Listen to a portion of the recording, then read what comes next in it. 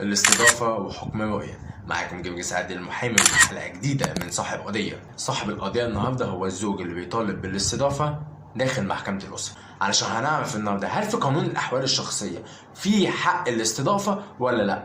يا أستاذ جرجس، أنا سمعت إن في ناس أخدت حكم بالاستضافة والعيال معاه.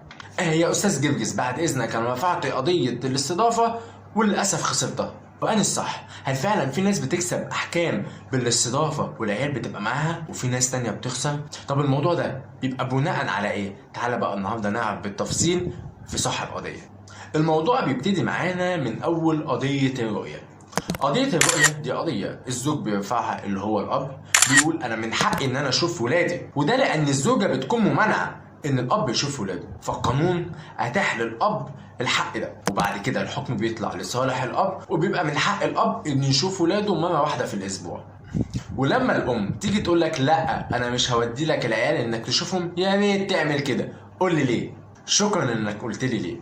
لان الام لو تعسفت في استخدام الحق ده لمده 3 مرات وقالت لك اعمل اللي انت عايزه، ساعتها هيبقى انت عندك رد قاطع للكلام ده كله. تخيل ان القانون هيجيب لك حقك. تعرف ان الام لو تعسفت في استخدام الحق في ان هي قالت لك لا انا مش هودي لك العيال انك تشوفهم، تقدر ترفع هنا دعوتين مش دعوه واحده.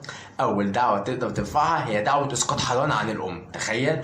تاني دعوه هي دعوه تعويض مدني عن التعسف اللي الام بتستخدمه ضدك. وده كده كان بخصوص قضيه الرؤيه. طب الاستضافه ايه علاقتها بالرؤيه؟ الاستضافه دي ببساطه ان انت بقى مش تروح تشوف العيال مره واحده في الاسبوع، لا، ده القاضي بيحكم لك ان العيال يبيتوا معاك في البيت وتعيش معاهم حياه طبيعيه جدا، وبعد كده ترجعهم للام، وبيبقى ده على مدار كل اسبوع. منين بقى ناس بتاخد حكم بالاستضافه وناس تانية بتقول لا؟ بصراحه الموضوع ده راجع لكل محكمه، مش هنقدر نقول ان كل المحاكم بتطبق نفس الحاجه. اما بالنسبه للاستضافه فاحب اطمنك وابشرك بالخير ان مفيش حاجه في قانون الاحوال الشخصيه بيقول ان من حق الاب استضافه اولاده. امال الناس اللي بتكسب احكام الاستضافه بتكسبها منين؟ هكون صريح معاك واقول لك الدنيا ماشيه ازاي.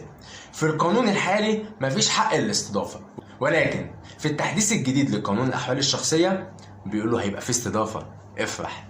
لكن الناس اللي بتكسب دلوقتي احكام بالاستضافه، تعالى بقى اقول لك الثغره اللي بيكسبوا بيها القضايا دي.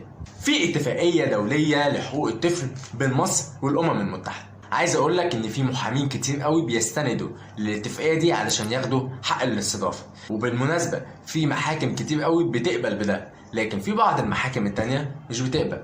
الموضوع مش بايدي، ولكن انا بقدم المستندات الدالة على الكلام ده قدام المحكمه، والمحكمه وشأنها. اللي عايز اقوله لك اصبر، قانون الاحوال الشخصيه الجديد لما هينزل هيبقى ليك حق الاستضافه، لكن قانون الاحوال الشخصيه الحالي لا يحتوي على اي بند بخصوص الاستضافه. كان معاكم جرجس عادل المحامي، ودي حلقه جديده من برنامج صاحب قضيه. شكرا لمتابعتكم.